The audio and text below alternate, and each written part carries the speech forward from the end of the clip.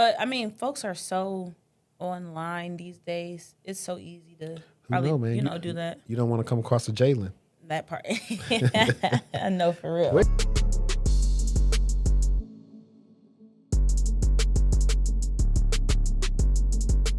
Welcome back, everybody, to the Techtual Talk. I'm your host, HD. And you got your girl CyberShortieee in the house. If you're watching this on YouTube, then you already know what to do. Hit that like button, subscribe for us. Let me get these things on the screen for us real quick, so y'all can see what we actually been doing. The first one that we want to get into is the Coupang. They was fined $409 million for the data breach, even though I got 400 M's up there. You kind of get it. South Korea drops a $409 million hammer on Coupang. Fun fact, I actually interviewed for them in 2021. They was hiring like crazy. So, you ever leave a job and take the keys? This story is the corporate version of that, and it cost one company over $400 million. South Korea's data protection regulator, the PIPC, just hit Coupang with a record-breaking $624.7 billion, billion won fine. That's $409 million, the largest data breach penalty in South Korean history. Coupang is the Amazon of Asia, an American-listed South Korean-based e-commerce giant with 95,000 employees and over $30 billion in annual revenue. And 2/3 of South Korea's entire population had their data compromised. The suspect, a 43-year-old Chinese national who worked in Coupang's IT department, he personally built the company's alternative authentication system while employed. Before he left at the end of 2024, he stole the signing key that underpinned it. The breach ran from January 2025 through mid-2025, affecting 33.2 million registered members and an additional 4.3 million non-members who didn't even know Coupang had their data. The kicker is the regulator formally urged Coupang 4 times to notify those non-member victims. They failed to do so each time. The fine reflects not just the breach, but the cover-up behavior. The political angle is wild, too. Korean lawmakers accuse U.S. representatives of applying diplomatic pressure to go easy on Coupang because it's an American-listed company. This breach turned into a geopolitical incident, and it's not over. South Korea just passed amendments raising the fine ceiling from 3% to 10% of the total revenue for gross negligence cases. That takes effect September 2026. The next company to mess up pays more. So let's break down some of these key terms so you can understand what we're talking about. The PIPC, South Korea's Personal Information Protection Commission, is their version of data privacy enforcer. The signing key is a cryptographic credential that authenticates users. Stealing it equals master access. Coordinated disclosure, the proper process for notifying victims of a breach in a timely way. Now, here's the career angle of that. Identity and access management, managing who has what access and revoking it on departure, and of course, insider threat program, detecting employees who may misuse privileged access, whether intentionally or unintentionally, and privacy compliance data protection officer, a role exploding globally as fines scale up. So, here's some things you can study. What is the principle of least privilege? How does it prevent insider threats? How do certificate key rotations work, and why didn't Coupang revoke theirs? Explore GDPR versus South Korea's PIPA. Compare how they differ and enforce data privacy. What do you think about them not doing what they told them to notify those people over 4 times? I think it don't even matter because they got that fine, and that fine is enough for them to have learned their lesson. The crazy thing about stuff like this is that since they're such a major player, people have no choice but to use them. They don't have a direct competitor. Yep. And I think it's insane that it was 2/3 of the population. I mean, it's insane, but it's also not insane. I don't know. 43-year-old man who stole the key.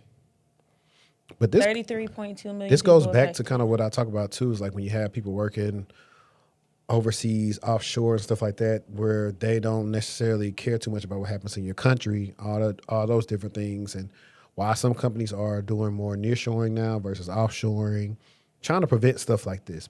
4 times. But also, it's just crazy because why weren't they using like the standardized way to authenticate?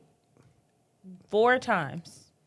I think that it's embarrassing when that comes out. Yeah, it's embarrassing that this happened 1,000%, but it's embarrassing to know that you have 4 opportunities to fix things and you didn't. That's the more embarrassing piece. Yeah, I agree. And also raising that them passing those amendments, raising the fine from the 3% to 10%, they're not playing. That's a lot of money. But, that's sometimes how people learn. It's be those fines. Because if you can cover it up, you're going to cover it up, obviously. Yeah, but the $409 million is kind of like a drop in the bucket for them anyway. They're doing, $30 billion annually? So that's nothing. But the thing is, I don't care about no fine. Pay the people who money and data's out there. Pay them. They're not. Well, we don't know because we don't know. They're not. When has a company ever paid us? I mean, they just give us, hey, you got 3 months of TransUnion and South Equifax. And I'm like. But South Korea is ain't they the ones that's real not playing? No, that's North Korea. Oh, my bad. Yeah, South Korea the ones that make all the cars. We like the Kias and the Hyundais and everything else, and the Genesis. Kia. That's them. Did you want to start on, I guess we could do the ServiceNow one. It looks like it's next in the queue. Let me put you up here real quick. And all right. ServiceNow vulnerability, the enterprise platform your company runs on, had an incident. So the one important thing that we kind of want to point out here is that the fact that ServiceNow obviously is everywhere. So ServiceNow is a platform that powers IT service management. It also powers HR workflows, finance automation, and security operations at thousands of companies worldwide. So if something breaks at work, for example, what you do is you typically will file a ticket, and it's a solid chance that ticket will be going into what is known as ServiceNow. Now, let's break down what happened. So a new vulnerability was just confirmed, exploited in the wild. Attackers used an unauthenticated API flaw to query data from customer instances before a patch was deployed on June 5th. So what that means is that unauthenticated, to break it down, means that no login was required. So the attacker didn't just need a username, a password, or credentials. They just hit the API endpoint and they were able to pull that data. And that vulnerability resided in a critical API endpoint that lacked, obviously, the proper authentication controls. And so once they were inside, the attackers could query data from customer instant tables. Now, this is actually the third ServiceNow vulnerability in the last years that allowed user impersonation.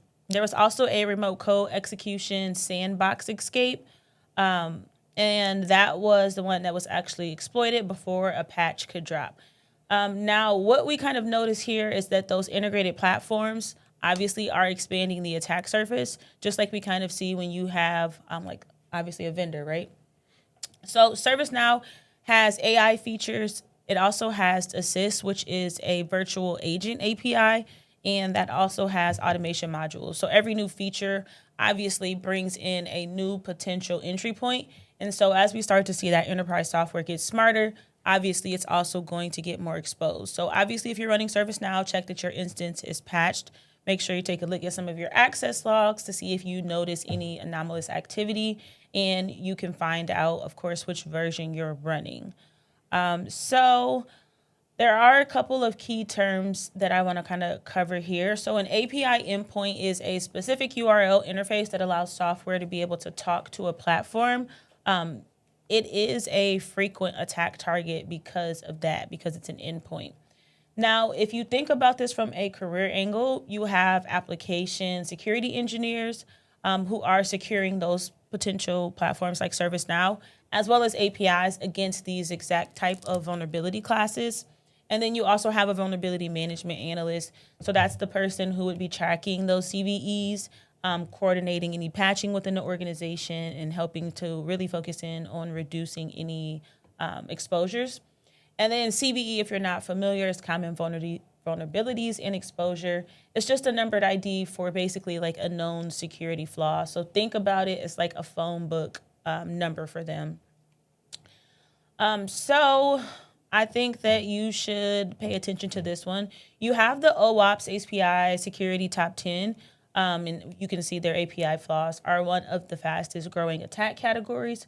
You can also use maybe try Hack Me or Hack the Box and focus in on those labs that are for API authentication vulnerabilities, and maybe look into just what that particular CVE is, how it was exploited, and so on, just so you have some information and you're kind of following the story and making your own connections there. But HD, what do you think about the ServiceNow incident? It was cool. I mean, not cool, but for the people affected, it probably sucked for them. But everybody who uses ServiceNow was looking at that. I mean, we was talking with Threat Intel about it, and posting different things. So it was funny. Funny is crazy. Not funny as ha, but ain't that a TikTok sound? it was from the backyardigans. It's like not funny, ha, funny, weird. Yeah. But no, in all seriousness, when this came out, we were trying to scramble around. Hey, what version is running? How long did it take you to find out? I'm gonna tell you, it didn't take me long at all. Because on our shift, typically mid shift, everybody getting off. So I used one of the, I'm not gonna say too much because people be figuring out what you use at work. But one of the more popular documentation tools that people use in their environments, we reacted to a TikTok of a person that used to work there, but they have an AI tool embedded in the software. Mm-hmm. And so I just asked it, hey, can you give me any information on what version of Snow we're running? And it told me. So right there, I knew, at least in production, we weren't affected by this because we weren't running the version that it was running. The version, I don't know if your thing stated it, but the version. Let me see. I think it did. Maybe not.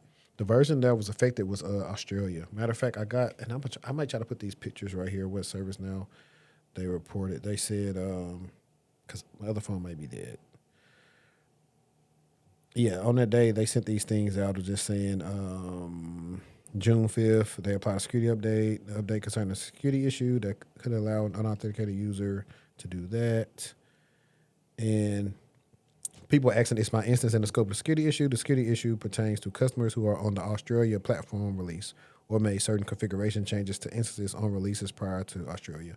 So the biggest thing with stuff like that was figuring out not only our prod instances, but if our dev instances were susceptible to that and anything else based on the workarounds and safeguards, which we weren't. So it didn't turn out to be, pretty much a nothing burger for us. But did you feel like a little, oh my God, no, good. No, because you did the right thing. I don't feel like that because it would have already been big enough by the time I got to work. Mm-hmm. And I was already on Twitter. Funny enough, that news actually was posted on Twitter first. So a lot of times people say, hey, how you keep up with security news? Even though you might think it sounds silly, a lot of people toast this stuff on X. No, they really do, especially like some big dogs, some people that are heavily followed in security researchers and so on. Yeah. I was shocked. And it's been like that at least, it's been like that before because I started in the SOC in 21. So yeah, and I remember my CISO was telling me about the folks that he followed on X, which was Twitter at the time. Yeah, so between that and Reddit also has good stuff that people post about. So I think that people like Reddit because it's more anonymous than you being. You can be anonymous on X too, but Yeah, I think we're anonymous, but some people are smart and they leverage it. Marcus Hutchins, on LinkedIn, is always he has the funniest post I ever see. And it's a normal person can't say it, but a person who stopped Ronald Croc can pretty much say whatever they want to. So, speaking of, while we are on that, we were talking about Reddit. Let's actually get into. I found some interesting ones that I think people will like. Let me go to my thing. It's two I think I want to really talk about. It's in it. I don't want to talk about them because we don't normally talk about this. Where is it? Well, actually, I got a lot to talk about. But we won't stick on them on. This is our version of Serving Scandalous. All right, so the first one is, what if I am happy with my IT help desk position? And he says, I'm currently in the IT help desk position, but I also do some video production and social media graphic creation. I've been at my current government position for 5 years now. Before that, 5 years doing IT support at a manufacturing company. Lately, I have been considering certificates or another degree. I have a BS in computer science, but I really like my job and the users that I work with. Almost all the users I help are understanding and friendly. I genuinely enjoy helping them and teaching daily. I like interacting with users in person, and I get a lot of satisfaction and fulfillment out of my job. There's so much online about leaving help desk as soon as you can, but honestly, aside from making more money, my passion is here. Thoughts? Yeah. I mean, I just want to talk about that. Like the comments are all going to say the same thing. Like, hey, if you're happy, we love it. I was Like, just gonna say, but yeah, you don't have to believe the hype. You don't have to follow what other people are doing. If it's paying the bills and fulfilling your spirit, by all means, my boy, stay there. yeah, for sure. And like I said, we don't normally see people that say that. It's always I hate it, I hate it. So that's why I thought it'd be pretty cool to talk about. A different perspective, for sure. Yeah. Now this was a short one. It was a picture, and I'm gonna try to put it right here if I remember. It said after 3 technical rounds, this is what they had to say to me. Hi, they blocked their name out. Only 2 candidates have been shortlisted so far, and unfortunately, you were not selected. The hiring team likely passed on your profile due to lack of a LinkedIn presence. In today's market, we consider a complete LinkedIn profile a decisive factor to help verify candidates and filter out fabricated resumes. And why did I hone in on that? Because we have everything with North Korea, and they are using the laptop forms and posing as people using AI to interview. And companies are trying to see who they are. Like I've had times where literally like either the same day or the next day, a recruiter's asking me, hey, can you get on a call, a video call real quick? We're just trying to verify who you are on your LinkedIn. Mm-mm. And so that's the thing. So for all the people like, hey, I got my LinkedIn hidden and stuff like that, I get it. While you don't need a LinkedIn to get a job, it can help you out, especially when everybody's using AI and you may not even get seen. So somebody just being able to find you on LinkedIn is a major key. Not alone, they find you on there when they email you about those positions. So I would just say, if you're not considering having LinkedIn, you're in a job search, you need it because at this point it's better than your resume, like I said last week. I got a good Reddit one that's kind of like that. Okay, go ahead. AI voice cloning plus email equals a new business email compromise attack we should all be worried about. A colleague just shared a story that's been stuck in my head. A company got a voicemail from their CEO asking for an urgent wire transfer. The voice sounded exactly like him, same tone, same speech pattern, same little pauses. They almost processed it. Turns out someone used AI voice cloning on publicly available clips of the CEO speaking at conferences. Combine that with a spoofed follow-up email, and you've got a nearly undetectable attack. If your company processes wire transfers, please add voice verification to your training. Most security awareness programs focus on email security, but completely miss phone-based attacks. We've talked about something like that before. What's funny is that's actually something that Nicole and I brought up. When I was saying like these C-level execs getting spearfished and stuff like that, do they have certain code words so the people in their company know that's not them if they're being deepfaked and using their voice? And a lot of people don't. That's so scary. Like, that's also why some people should go to the person you reach. We already talked about this. It should be also a dual control in place. You shouldn't just be able to, hey, process me a wire. Well, no, I'm not even talking about that. I'm keeping it even simpler. Just for the normal person, should probably change their email. I mean, not email, their voicemail to not have their voice on it. You know? Yeah. But, I mean, folks are so online these days. It's so easy to probably, do that. You don't want to come across a Jalen. That part. I know, for real. Where's your book? At home. I ordered a whole bunch of copies, but if I was home, I would have brought some in, but I wasn't. This was actually interesting. So this one says, went to my first day at work when I was apparently never hired. This is interesting because I'm like, how you don't know if you hired or not? And let me put this up here so people know exactly what these segments are right here, because I think we still got the wrong stuff up there. Yes, we do. Absolutely astonished and infuriated. I accepted the job offer only to be told on my first day there that I declined my position. That's crazy. I did all the pre-employment stuff, background checks too, before showing up, which they told me to do. Received a call from HR, from an HR bottom feeder, that she messed up and assumed I had rejected the position because I requested a schedule change. But of course, she did not acknowledge that she messed up and also claimed that she couldn't fix her brain dead mistake. So I literally don't have a job anymore because this moron, who is in a position of seniority, by the way, doesn't understand what the word means. Man, Why imagine the future? Silly me, thinking I could actually start a career and not be stuck in dead-end jobs. And I'm sure she will not face any discipline in the future about this. Makes you think how many people's lives this one person has ruined. I contacted my organization several times, and I'm being ignored by everyone who is directly involved in this garbage fire that's currently my life right now. If I ever get an anal pulp, I'll know who to name it after. They are going insane. This is unhinged.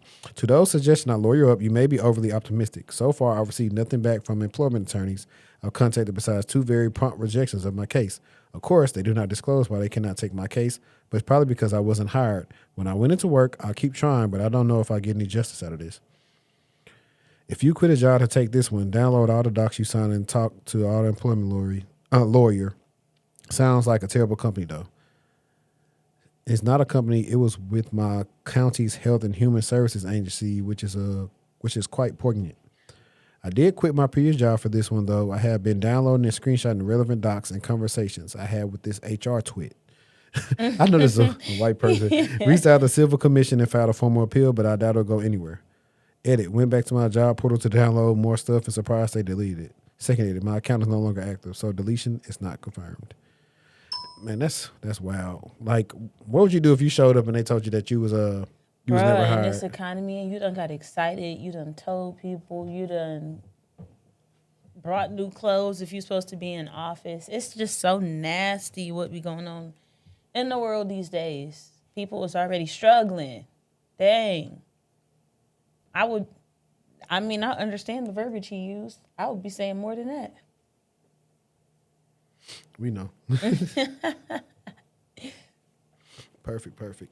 Did you have another one? If not, then I can go to this last one. Nothing good. Okay. This last one is just really one of pretty much of, like, I know we do a lot of doom and gloom on here, so I want to actually brighten your day. Got the offer. Posted a few times in this subreddit, most recently about how burnt out I was on interviewing. I was laid off a year ago. It took me 6 months to find a new role, and I absolutely hated it. And it was a pay cut. After 6 months in that role, I got laid off again exactly a year ago from the last layoff. But this time around, I got a job offer after 2 months. It's $25K more than my first job that laid me off a year ago, and I couldn't be happier. Some differences from last time and this time. I finished my master's. New job is in relevant field. I increased my applications per week about 10 to 30.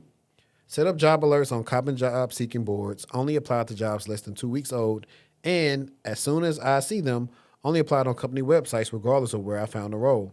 Avoided recruiting agencies. Instead of tailoring my resume to every job or using one master, I edited and reworked my resume multiple times until it was near perfect and created a few versions depending on the job type industry I was applying to. That's still tailoring, my guy, but go off. I framed my experience to target roles more senior than what I had done in the past. For example, removed all administrative and customer service type duties from my job description so I could aim higher up in leadership, mid-level roles based on what I had done. I continuously refined my interview techniques, practiced my questions and framing, took notes on what I thought I could improve on, started being more short and concise in my answers, no over-explaining or oversharing. I never told prospective employers I was laid off. I framed it as leaving a job that wasn't a fit for XYZ reason. Not a lie. To pursue a job more aligned and then explain why the specified job I was interviewing for was aligned. Frame my other 6-month gap as complete my master's. Also true. So you learned the game of finesse. Congrats.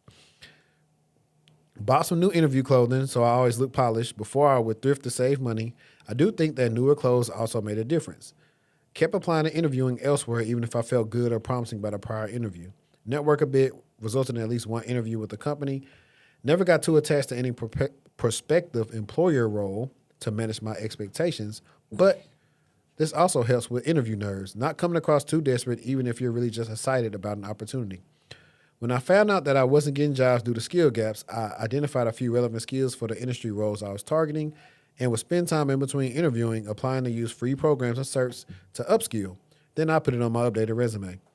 Most of all, remember to take breaks. Go outside, see nature, keep positive attitude so I can show up with my best foot forward. This journey taught me a lot. It was brutal as hell, but I'm happy to finally see results. Shit takes time, but I'm confident we will all get there eventually. A lot of this is luck-based. It's kind of like playing the lottery. Every application and interview increases your odds. Just got to keep playing the game until something shakes, but don't lose hope. Yeah, so he got a lot of congratulations, but I definitely want to share that because he mentioned a lot of key things that people don't really do. They don't listen to their interviews back. They think every interview they did was good. 1,000%.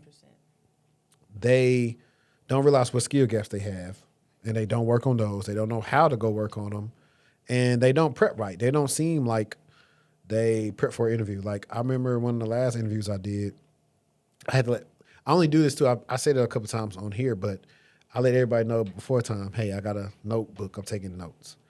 Because I had one interview where the dude thought I was on my phone. It pissed me off. I was like, why'd I be on my phone in an interview? But anyway, needless to say, it was like a panel with like two people.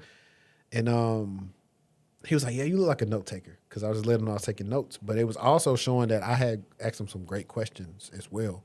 So I prepped. The more you prep, the less nervous you are. And it used to be harder to prep because of you didn't know what they was going to ask you. But now with AI, you can prompt it the right way. You can put the job description in whatever tool that you use.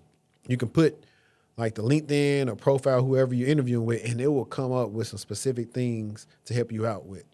And then what I did to start focusing on stuff that I was doing bad in, I would take all the interviews I did bad in to me that I knew I struggled in, figured out what I struggled in, get AI to highlight those, and start asking me scenario questions about them.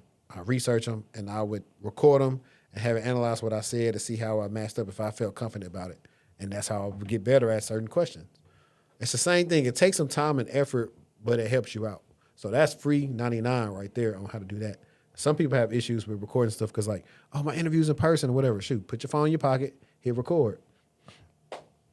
I think that I like it because it's hard right now finding a job, and he gave, like you said, so many gems, and a lot of the times people will give you a couple, but he really broke down what worked for him. And even if you do or add a couple of those things, you might see it change, what your experience or your success rate has been. I also think that interviewing is a muscle. It's not something you're just going to be able to go ahead and do and kill it if you haven't done it in a while. And just the way that you interview today and what folks are looking at is different from what they were looking at 5 years ago. You know what I mean? So you definitely got to make sure that you work that muscle and use the things to your advantage. Like you said, AI, you got social media, you got link, you got everything. You got all these resources that are available to you. You got write-ups and people who are just sharing the game. You just got to be somewhere where you can actually catch some of the knowledge that's being thrown out here. For sure, for sure. Since I let this last one, I'll let you go into this next one on, let's see, the next talking point is North Korea behind the IT cyber attacks. North Korea is your coworker and CrowdStrike has the receipts. Imagine you hire a software developer last quarter who has a great resume, they pass the interview, they show up to stand-ups, and they're a great communicator. And then suddenly CrowdStrike tells you that they might be funding a nuclear weapons program. This is not hypothetical. This is Tuesday. So CrowdStrike just dropped their annual threat report, and the headline is alarming. Between April 2025 and May 2026, a North Korean hacking group they call famous Chollima was responsible for 47% of all state-backed hands-on keyboard intrusions targeting the U.S. sector. Hands-on keyboard means a real human being, not an automated malware, is actively operating inside of your system. This is going to be obviously harder to detect because it looks like normal user behavior, and famous Chollima has mastered getting through the front door legitimately. Here's how the playbook works. North Korean operatives use AI-generated deepfakes, real-time face spoofs during video interviews, combined with stolen passports and driver's license to pose as American citizens. They apply for remote roles, they pass background checks, they get hired. Once inside, they do three things simultaneously. Collect a paycheck that gets funneled back to, steal intellectual property and sensitive data, and target crypto blockchain developers especially. North Korea pulled $2 billion in stolen crypto in 2025 alone. When they get caught, They flip the script. They threaten to leak the stolen data unless the company pays up. So the company gets extorted by the employee they just tried to fire. The sanctions don't stop this. The indictments don't stop this. South Korean intelligence estimates thousands of trained operatives are deployed globally with monthly earning quotas. This is a nation state running a remote staffing agency to fund nuclear weapons, and they're really, really good at it. So a couple of key terms. So famous Chollima, again, is CrowdStrike's code name for North Korea's IT worker infiltration group. Deepfake fraud identity is when you use video or images to impersonate real people during verification. And if you think about this from a career angle, you have, the background specialist, which I do think that could potentially be a role that we might see emerging as remote hiring becomes obviously a threat vector. That's what we've seen. So I think for this one, it'll be important for you to understand how your company has, or what do they have in place when it comes to verifying remote workers. I am seeing beyond that video call, right? I am seeing that sometimes employers are implementing some form of validation, verification, where you will actually have to get a mobile device and scan your face and prove right now randomly that this is you. I ain't mad at it. If you is who you say you is, but then we open up another vector of what are you doing with my biometric features? How are you protecting that data? So I don't know. North Korea definitely is on. That's some bad stuff going on right there. Not only that, I think they do the little thing. Hey, reach back and touch that. Like, trying to get them things. But like, honestly, I don't know how they pass some of these things because what's in you? Didn't you react? Didn't you watch that thing with me? Or maybe I did it myself when I reacted to them like interviewing. I don't know. I don't remember. But yeah, it was horrible. I was like, I don't know how they're passing these interviews. It was a mess to me. Imagine you trying to fire somebody and they're trying to extort you. Right. No, seriously. Like, that's absolutely insane. Give me a second. My freaking dash lane logged out for whatever reason. Speaking of, while we were just talking, my mom was telling me how like AT&T messed up like my grandma's phone. Adding her to, they added her like her old house phone to make it a cell phone number and a whole bunch of hoopla. Bring back house phones. But I was like, at this point, I would so have a house phone. Actually, the thought of it ringing, like. But no, the thing that made me mad is like, first of all, you can kind of tell like, hey, my grandma's old. She don't understand what you're telling her, and you messed up her whole. The dude messed up all her stuff to where the point my grandma's phone was off, and she didn't even know. She didn't even get a bill. And she had no way to to contact anybody. So I was like, that's just crazy. Where are we? Oh, okay. Anthropic Fable. I think that's. Remember when landlines got that feature where whoever was calling would pop up on the TV? I don't remember that. You had some money. It would literally pop up on the TV. I think it. I don't know what service that was through. My grandparents had that though. Okay, so the Chinese cybercrime operation that used AI to scam hundreds of thousands of victims is being sued by Google. This one is fresh. Google filed this lawsuit today, June 12, 2026, and it hits different because the criminals use Google's own AI to run the scam. Google is suing a Chinese cybercrime network called Outside Enterprise for orchestrating a massive AI-powered phishing operation that targeted hundreds of thousands of Americans. The losses estimated in millions. Here are the numbers. In a 2-week period in May alone, 2.5 million fraudulent text messages sent to Android users, 9,000 fake websites, 1 million fraudulent URLs. Android users flagged 55,000 spam texts in 2 weeks. More than 2 complaints per minute. That's crazy. I'm just glad they flagged them. Yeah, you can do that. That's a lot of people flagging them. I mean, I'm just saying, people typically don't. They'll leave it there. Yeah. I think Google on the back end knows when you mark something as spam, they go look into it through Google Messages. I know everybody was mad that they got to move to Google Messages, but stuff like this is why it's able to kind of get a rein in on some of the stuff that's happening when people misusing their services. Outside Enterprise isn't just a hacker group, it's a phishing as a service operation. They ran Telegram channels where they stole step-by-step instructions and nearly 300 pre-made templates to amateur scammers, people with no technical skills, showing them exactly how to use Google's Gemini AI to build convincing fake websites. And this is the whole thing when we talk about the AI and the ramifications and what exactly are they making. And I think the hardest part is in the org, they got all these different AI tools now for your like AI DLP and all that kind of stuff. But when it comes to people of their own volition, how do you protect against that? And that's the hard part that AI is going to have no matter what. Yep. So it's back to the same thing that we used to have with all the people making these fake sites and stuff like that. It's just the scale is faster. And now people just have to be mindful of like, hey, this don't look legit. So what did they impersonate? Google, YouTube, the U.S. Postal Service, New York Easy Pass, trusted brands people interact with every day. The messages came with urgent warnings. Your package is delayed. Your account is compromised. Verify your information now. Google is coordinating with the FBI and working with AT&T, Verizon, and T-Mobile to block these texts at the carrier level. They're also lobbying for 7 bipartisan federal bills, including the National Strategy for Combating Scams Act and the AI Plan Act. The FBI Cyber Division said it plainly. Criminals increasingly using AI to make fraud like this more convincing or harder to detect. And the fun fact, a 2025 Pew survey found 73% of U.S. adults have experienced some form of online scam or attack. This is not a niche problem. This is everybody's problem.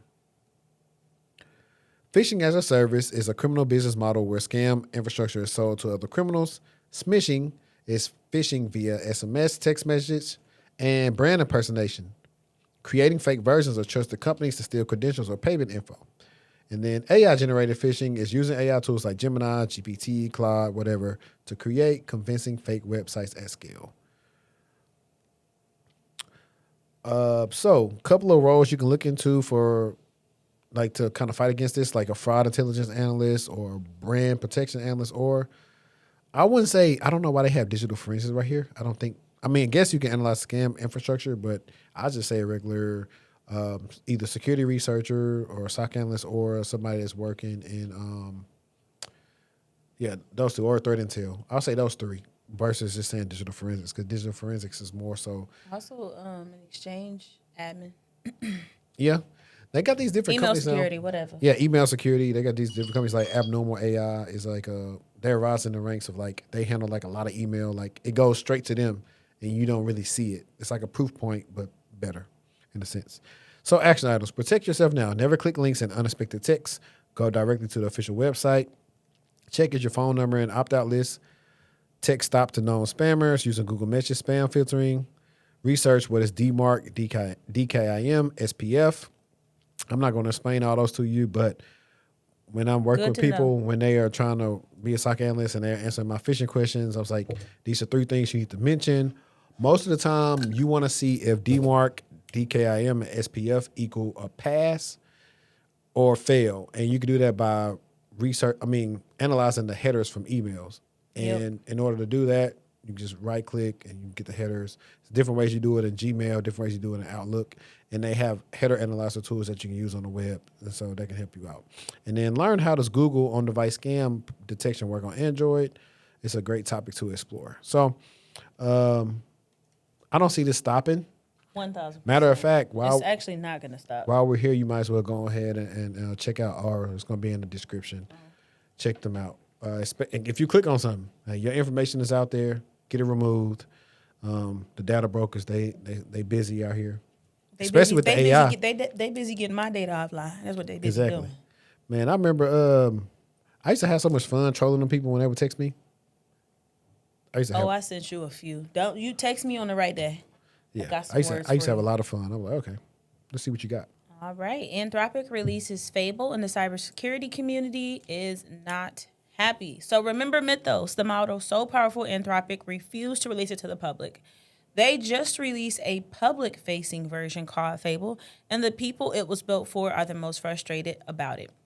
Anthropic dropped Claude Fable 5 as the public-facing version of the Mythos class model.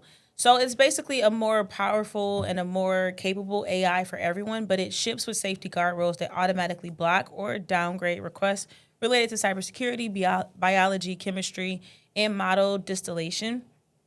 So when Fable hits a guardrail, it basically swaps to Opus 4.8, which is an older, basically less capable model. And so it does this without telling that user. So you might be paying for that premium model, but still getting the budget model without knowing it. And that's the part that basically has researchers upset. Valentina Ciampi Palmiotti, a researcher at IBM X-Force, put it plainly: Fable rejects any request that could be tangentially cyber related, even innocuous tasks like reading a blog post. Matt, a cybersecurity veteran, said the restrictions appear keyword based. If you ask it to write secure code, it assumes that's cybersecurity work instead of software engineering best practices, and then that would be an instance where you would get downgraded. The deeper problem is that a classifier that treats a nation state attacker and a bug bounty researcher the same isn't a safety feature. It's basically more of a blunt instrument. And so legitimate defenders get blocked while sophisticated bad actors are able to, of course, find those workarounds. And so to Anthropic's credit, they responded fast. Within days, they issued an apology. We made the wrong trade-off, and we apologize for not getting the right balance.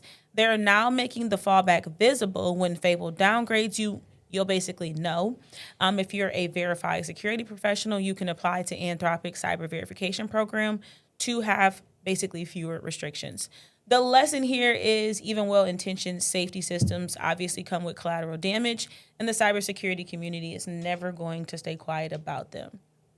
Now, the difference between Fable and Mythos, again, Mythos was restricted preview, 40 plus vetted organizations, Project Glasswing only, and it had full cyber capabilities. Fable, public release, available to paid subscribers. They do have guardrails on cyber, again, biochem, and model distillation. The fallback model, when it hits a guardrail, it drops to Opus 4.8, obviously, and remember, that's going to be less capable. Pricing, Fable at $10 per million input tokens, $50 for 1 million output tokens, roughly 2 times the pricing of Opus 4.8. Anthropic again apologized and made that fallback visible. The cyber verification program will, of course, unlock more access for you. If you're a security professional, I would look into that cyber verification program, like what is needed from you in order to verify you. And then also just kind of thinking about like what is the right trade-off between safety and access for some of these AI security tools. That was crazy. Yeah, I think it is. Anthropic always is like in the news though. Yeah. Did you see that? Matter of fact, did you see that they've changed the name from Mang to Mangos? Where it's Meta, Amazon? Either Amazon, I think it might have been Amazon. Netflix? And they changed the Netflix to NVIDIA. G is still Google. O is OpenAI. And wait, say it again. No. I lied. M is Meta. A is Anthropic. N is NVIDIA. G is Google. O is OpenAI. And S is, what is it? Because Lee sent it to me. And I had it on my LinkedIn. SpaceX. S is SpaceX. Oh, did you see they went live today? Yeah, I saw that. And I think the stocks and IPOs going crazy. It wasn't that expensive either. Let me see something while I'm here. Do I have any fun stuff saved on LinkedIn? So he said, I finished all my work in 4 hours today. Then I closed my laptop. My manager didn't notice because it didn't matter. That would have been impossible at my earlier company. Consider 2 employees, X and Y, both working remotely in the same role. Same workload, same responsibilities. Employee X finishes at 9 hours, stays online until 6 p.m. anyway. Employee Y finishes in 4 hours, logs off at 1 p.m. Most companies punish employee Y. More tasks, longer hours, you still have time. Wrong.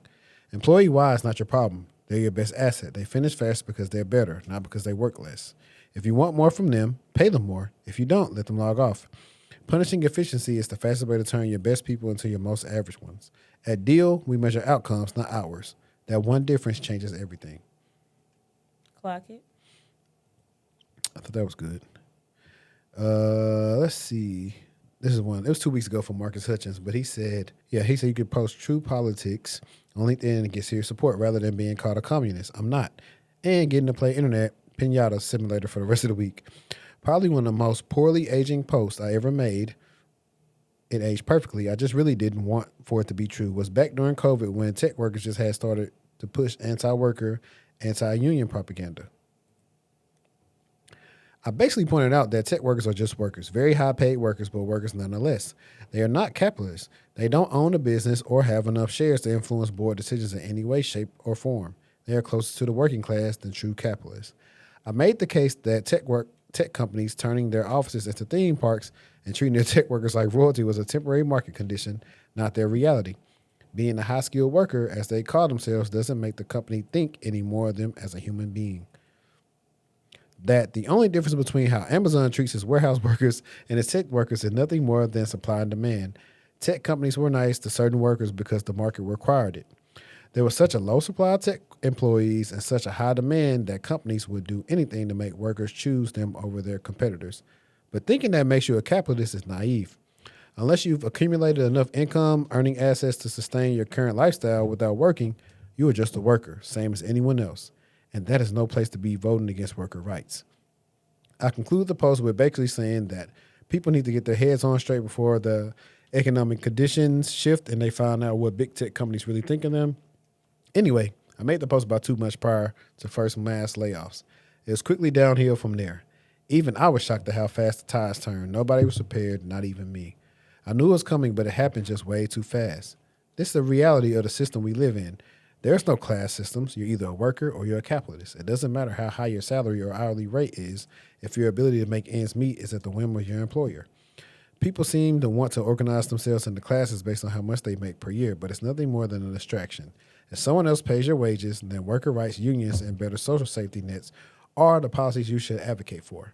Convincing yourself that current system benefits you because your salary puts you in the upper class is just setting yourself up for failure. And with the rate at which deregulation and antitrust laws are being rolled back, even being a business owner won't save you.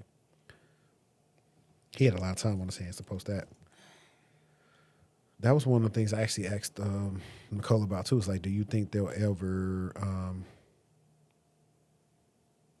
make more structure for U.S. workers as far as giving more protections like the EU has? Because everything's at will. And I was like, I don't care what nobody say. It's just so difficult here because we got all these states and all these one check is not no severance. Huh? One check is not a severance. Yeah. But some companies think that's a severance. I agree with you 1,000%. But we know we are a capitalistic country, so. Right, for sure. Let me turn all this stuff off since we are done with that. Control all off. Doop. All right, now. You ready for the spelling bee? Yeah, let's go ahead and do it real quick. Let me put. Don't listen, Linda. Listen. Are you looking at the list or keep you? Keep it cute. No, are you pulling from the list or are you making your own ones? You made a list? You put a list in there. Oh. You didn't see that? I did not mean to do that because then obviously you can just look at the list. Obviously. Like I can just look. That's cheating. I know one of these is hard. I know this one. I'm just We can't use any of these words. Really? I don't think so. I don't think it's I'm gonna cheat. I'm gonna literally look him because one of the words scared. one of the words I was looking for is not on here, so I'm good. It don't matter. All right, guys. Cyber spelling bee. Actually, you know what? Keep it nice. I actually can make that. Let me turn it on. Keep it nice for me. We doing 3 rounds, right? Or 1 round? 2 rounds? Let me turn it lower third on. We can do 3. Easy, medium, and hard. Listen, what if I can't spell it? I still gotta try. You're Arthur. You can spell. I'm gonna type I need to type it because sometimes I need to write it out to clickety clank. If I could turn the camera, I would put it at the whiteboard. It'll be a whiteboard session. Well, that would be fun. We'll do that next time. We probably could do it. It'd just be tough to do. I'll go first. You want to do me first? Yeah. Spell hash. Oh, HASH. See? Okay, cool. Spell malware. MALWARE. Okay. Round 2. Medium. Let's see, because I was looking at some stuff over here.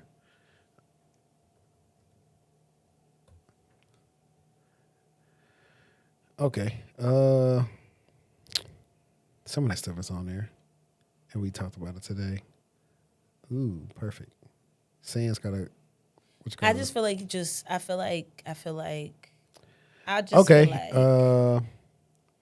asymmetric encryption. Both words? Yes, one word together. Okay, hold on. It's going to correct it for you if you're spelling it wrong. You can literally watch me. Oh, that's not a good one because it's going to show me. Okay. Yeah, because telling you it's wrong. Okay. Give me another one. I need to write auditing. it down. Auditing. That's not a good one. Yes, that's it is. easy. It's medium. It's bigger than the last word. AUDITING. Auditing. Okay. Go. Oh, let me get off of here so you'll see what I'm looking at. Enumeration. Enumeration. ENUMERATION. Clock it. Okay, we might be a kilo in the B. Now this is hard. This one's hard. The one I'm going to pick for you. Okay. This one to me, because I can't spell it. This one wasn't on the list. This is one that's interesting because you got to really think about it. Non-repudiation. Oh, that's easy. NONREPU repudiation. See? Talking about this. Talking about you need to type it out. Yeah. Okay. Stenography. Steganography. STEGANO. Stega. Yeah. STEGAGRO. I may mess it up because I forgot. Okay, start over. Yeah, because the way I'm thinking about it, I know how to spell it. Gronography. Yeah, gronography. STEGAGRO. GRAPHY. I think. Okay, no, one more time. No, I messed it up. Say it slow, because you said it right. Say the word. I know the word. Steganography. Okay, spell that. It's STEGANAGROPHY. Close. See. It's STEGANOGR. See, I think but you spelt it right almost the first time. Like you spelt the. I thought it was like Steganon. Oh, Stegan. See, I'm thinking Stega. That's why. Steganon. Steganography. Yes, right. I forgot the N. But I mean, hey, see, she's the winner this time. Woo, it was a good day today. She is the winner. Let me see what I got for her real quick. Spelling bee champ. Yeah, we didn't do this the whole time. You are now watching the Techtual Talk, hosted by AC and CyberShortieee. Period. Cool. Now, all right, we had some fun. Let me get rid of.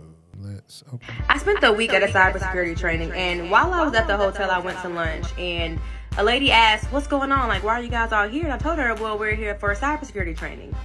She then took that as an opportunity to ask me what was going on with her computer, why wasn't it working, why she can't connect to the Wi-Fi, and all these issues that is just not, that I don't know. One of the biggest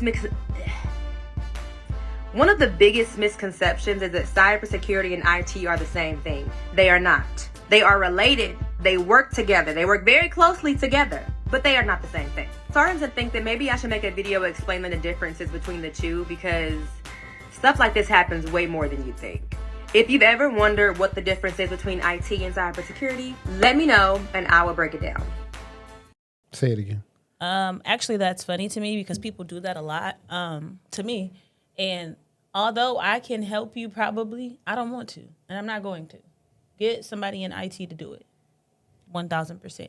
Especially a printer, please.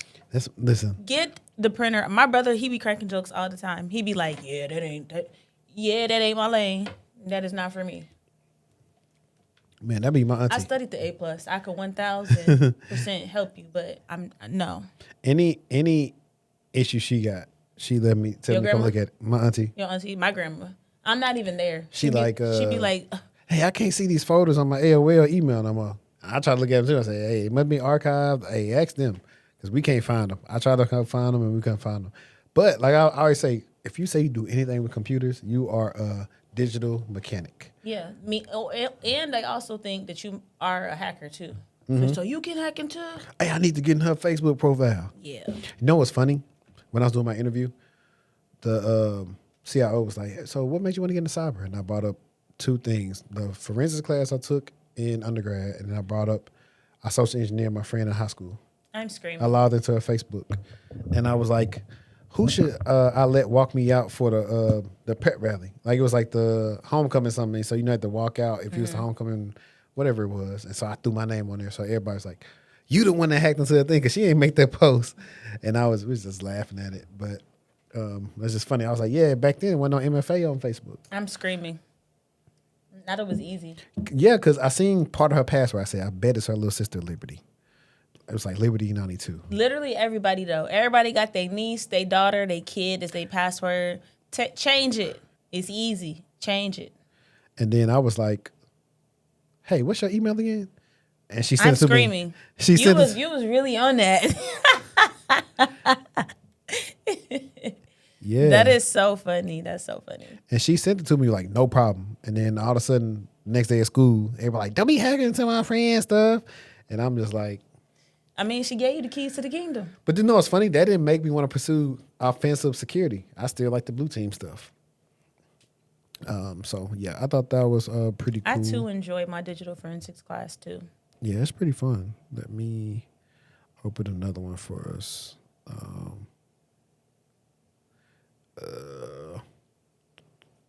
This is one. Our favorite subject, Gen Z. That a whopping 64% of the recent increase in Gen Z unemployment is because of remote work. And they also note that while AI has been a threat to entry-level workers, the Gen Z unemployment trend has been around since before the AI boom, which, yes, is a fair observation. But what's not exactly fair is the why behind this so-called incompatibility between Gen Z workers and remote work. They say it's because remote work is making it harder for managers to train and mentor new hires, so accordingly, companies may be reluctant to hire less experienced workers in distributed work arrangements. Now, we'd hate to argue with the big man, but is this not more of a manager-employer problem than a Gen Z employee problem?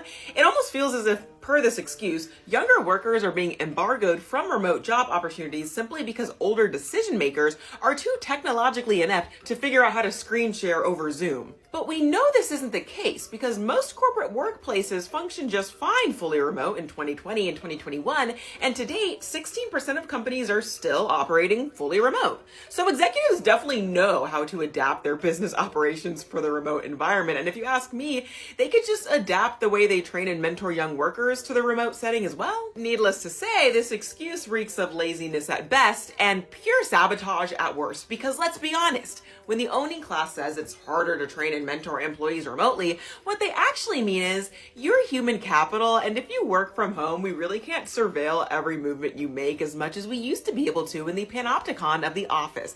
And that's bad for our bottom line because we need you to feel the constant horror of being watched so you can work harder, which allows us to squeeze as much value out of you and your depleting soul as possible. All in the name of maximizing profits, protecting capital, and good old power tripping, of course. And to be clear, we're not saying the Fed's data on remote hiring trends is suspicious. We're saying employers' motivations for driving those trends is suspicious.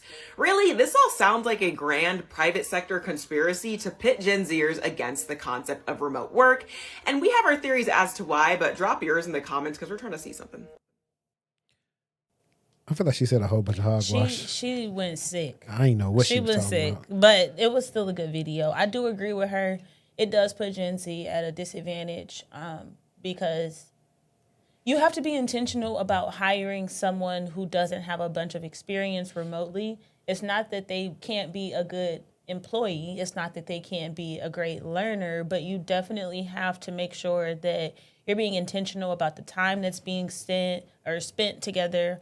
You're being intentional about goals that you're giving them over that 30, 60, 90, 120-day plan. I think it's baloney to just assume that someone who is just starting out can't be trained up and can't be successful. They probably took classes remotely. Obviously, they were able to complete a program successfully, and that's just an example. But I don't know. I don't like that, because I think it's so important if somebody has the skill set to like take a chance on people. Like I really wholeheartedly believe that. Yeah, I think most of the time, like I've been saying in a couple interviews, it's just honestly, it's all about EQ, realizing, hey, you can't manage these Gen Zers the same way. And even though she said that about, okay, can't monitor you, I mean, they can monitor you if they really want to. And they will. I just think, don't cover me, Gen Zers, but a lot of y'all are entitled because they came up through the pandemic and all this other stuff, so they feel like they should be able to work remote. They do. No, I'm just making a face.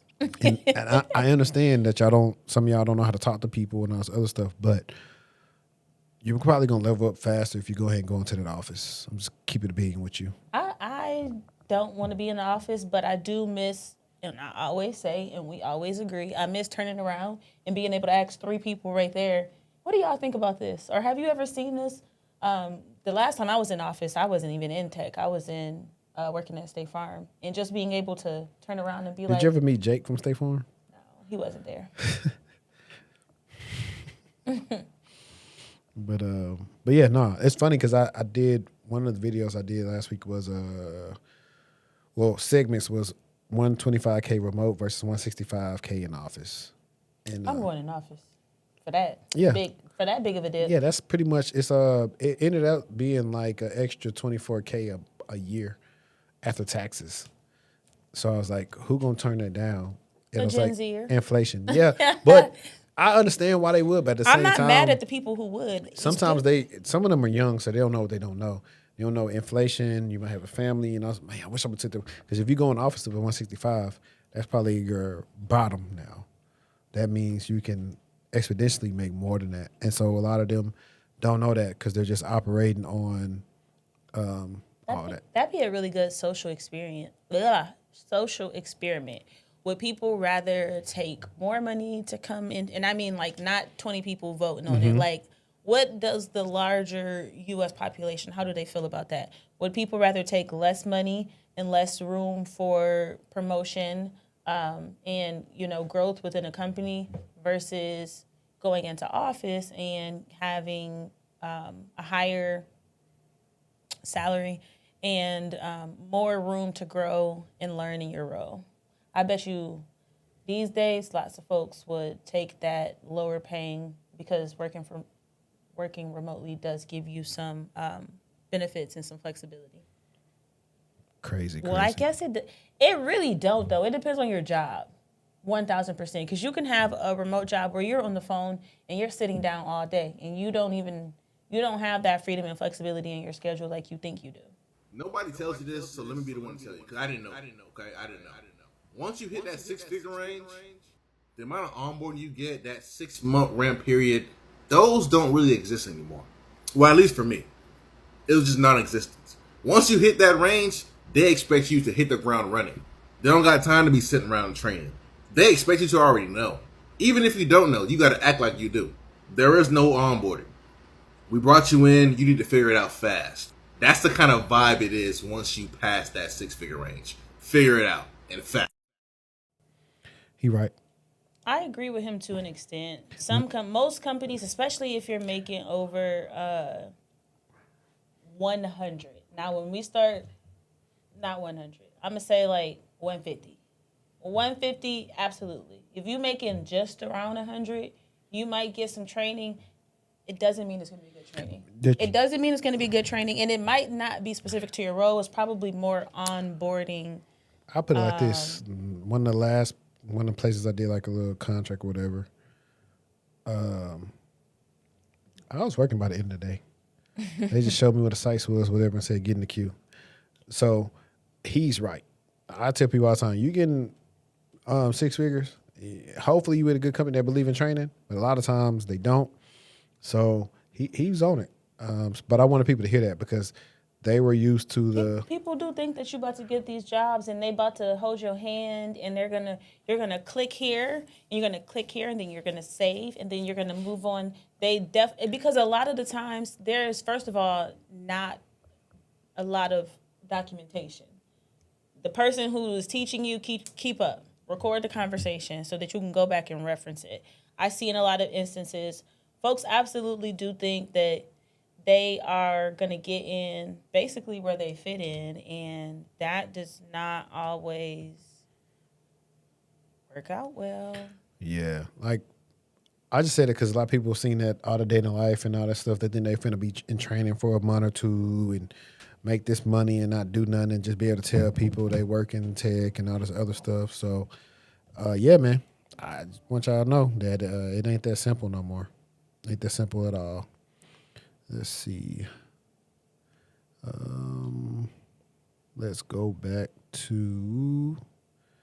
So that was cool. Let's see this one. I thought this was pretty interesting.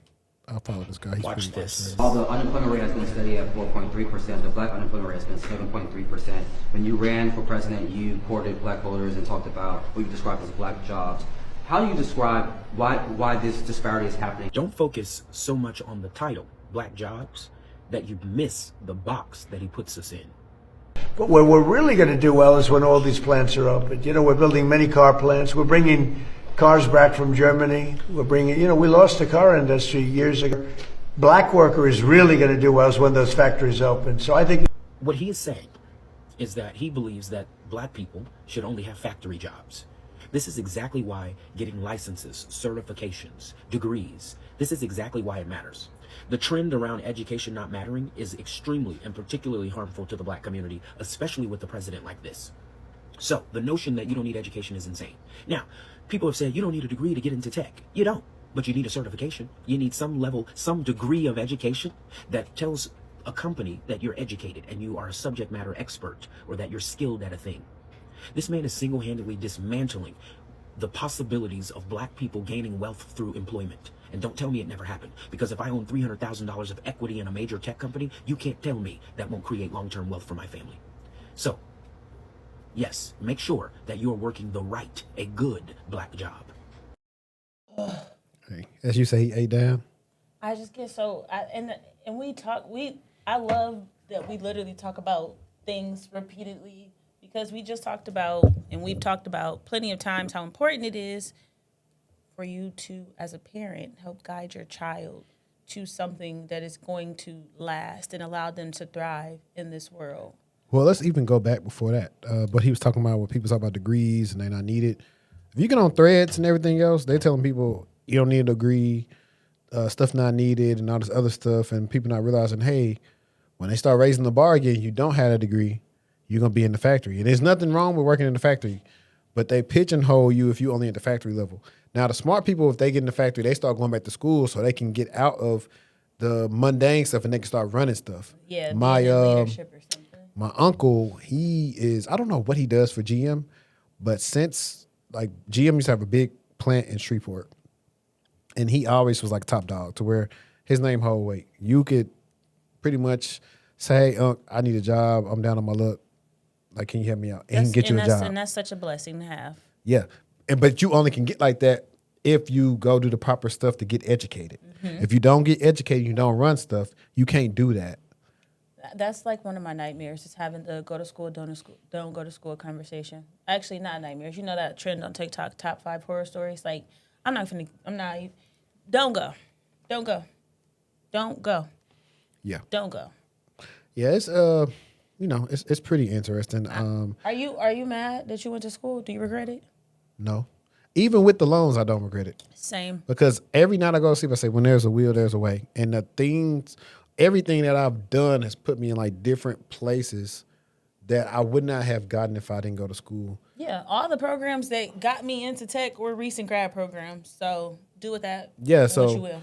I mean, I know they every other week they back there in litigation trying to figure out what they're gonna do with the save plan and all this other stuff. Like it's gonna get paid regardless, whether I pay it when I'm alive or I'm dead. It's gonna get paid. Yeah. So I mean, that's my stance on it, because that's what people say. Oh, you went in a debt. Like, man, nobody wanted to, but hey, most of our parents ain't prepared no college fund for us to go. I never cared about taking out the loans in order to better my life. I think the last one that was pretty cool was the instant AI rejections based on systematic discrepancies that AI was built off of when it comes to those job boards and stuff like that. If you've ever received a 4 a.m. auto rejection email after applying to a job knowing full and hell well that nobody looked at that application, Stanford University just released one of the largest studies ever conducted on a hiring market in general, but especially on this one, that not only proves that you were not crazy, they're finally giving a name to this epidemic that we've been seeing that you need to hear. Hi, my name is Beverly. I'm a chief operating officer who's been scaling operations for over a decade in over 10 different industries. Here's what Stanford found: that 90% of companies are using applicant tracking systems in order to screen candidates, which you may have already known, but that's not what's damning here. What the Stanford Digital Economy Lab found is that most of these systems are built using the same small number of vendors, meaning when you are rejected by one company, you're actually being rejected by thousands, because all of these systems are running effectively on the same algorithm, which is what Stanford is calling algorithmic monoculture. You were never crazy. And if at any point during this hiring market you have said to yourself, it has never been this hard to get a job, you're right. Here's the part that these companies really don't want you to know. Once you have been flagged as a low-scoring applicant, again, across thousands of companies at this point, because 90% are using these systems, your rejection stays in those systems for 330 days. So if you're new to my platform, we talk strategies here. And here's one strategy that you can do to start bypassing the heck out of these systems. One resource that I'm sharing with you is called Lenny's Job Board. Here is why this one in particular is different. This is a community curated job board that is built around a trusted professional network. Jobs that are posted there, somebody is behind that post actually trying to freaking hire. Lenny's Job Board also states that candidates that apply through their platform are 50% more likely to get a second round interview than anywhere else, which is 3 times the industry average right now. If you are new to my platform, I need to reiterate that this is not sponsored. I've dedicated my platform to sharing highly vetted and reliable resources for this hiring market. And this is one that I came across after finding that Stanford study and realizing that y'all got to get the heck off these algorithms. And this is one way that you can do that. You were never freaking crazy. And I want you to look at your resume and remind yourself who the F you are. Because Stanford University just confirmed that these companies are losing out on incredible talent just like you for the sake of perceived efficiency. Comment below if you'd like more strategic tips on how to get you out of the algorithm. Share this with somebody who is blaming themselves for not getting a role in this hiring market right now. And follow for more tips. That just makes me want to fall out. Yeah, I don't have much to add on. I've said so much, but I just wanted to put that at the end. That's why we were talking about earlier about why LinkedIn is so important. It is what it is. Sad. It is what it is. And then I just love social media, because I would have never known that if I didn't watch that video just now. Like how... Well, I mean, how would I know that? I mean, it's we know something's going on, but we don't know enough. It's kind of like the thin ice of Jenga. Like, I think the Workday lawsuit by the guy started everything with the biases. Like, if I see Workday, I really don't be wanting to apply sometimes. No, most people will not apply to the job, and we know that. But yeah, like, so in the doubt, AI's messing everything up. You got to get on your LinkedIn. You got to get on your Zoom, and you have to get in front of the people that matter. That's what I'll tell you. I'm not mad. Mm-hmm. Let's see. Do we got anything we want to leave the people with? I don't know whether it's next month or August, but we definitely still trying to do this get together, probably at Think Puttery in the Colony. I don't know what the cost is, or I think it's something in the small groups. But if you get to this end part and you're trying to pull up on us, then you know that it's something that we think about doing. Just want to have good vibes and good fun, and then take it from there. And then if we got anybody watching, do you have any spots left for the book signing? Yeah, it's tight. Link in my bio on Instagram. If y'all want to come to the book signing, definitely hit the link in her bio. What else? Join the Patreon. I left that to the end, trying to improve stuff with the metrics and everything else. Everything is like pretty much ad free unless we just throw an ad into it. And yeah, subscribe to the mailing list. I got some other stuff on the rocks or working. But yeah, until next time, I say textual and we out. Peace.